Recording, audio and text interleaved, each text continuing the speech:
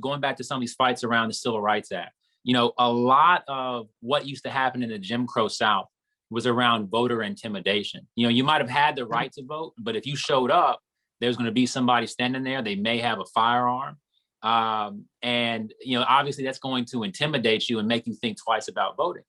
Well, these bills allow people to bring firearms into the voting centers. They allow poll watchers to essentially run rogue throughout the voting centers, and it makes it really hard to in any way regulate or discipline them. And look, I'm okay with poll watchers, right? For someone to come and be there and make sure everything is running smoothly. But the new laws make it impossible for, if they're doing bad stuff, if they're intimidating, even if they're videotaping you as you vote, which is a terrible invasion of privacy, they can't be disciplined in any way. And that's just plain wrong. You mentioned a moment ago, Matt, making it illegal to use Toyota Center as a voting center.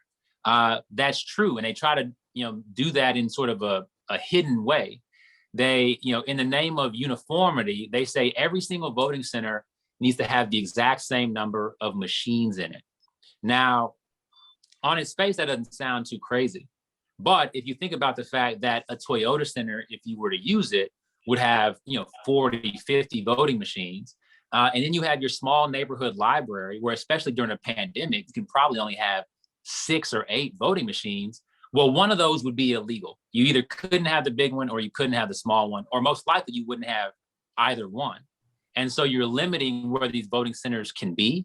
You can't have voting centers that are efficient for a lot of people to come in quickly, but you also can't have the one where most of our grandmothers and parents go to vote on a regular basis because it's right in their neighborhood.